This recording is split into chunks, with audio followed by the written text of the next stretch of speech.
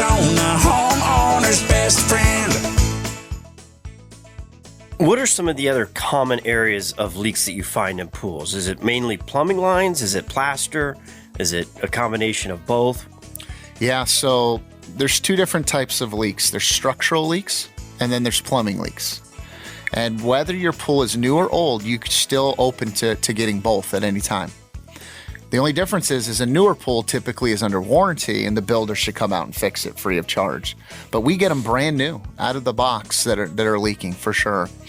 The common leak on a plumbing side would be an autofill feed line. They're under so much pressure, 60 to 80 pounds of pressure.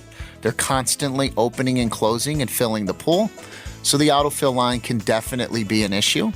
But don't confuse that with the autofill line being fine and constantly running because it's chasing a leak further down in the pool, giving you the misconception that it is the autofill because it constantly runs, when in essence it could be fine.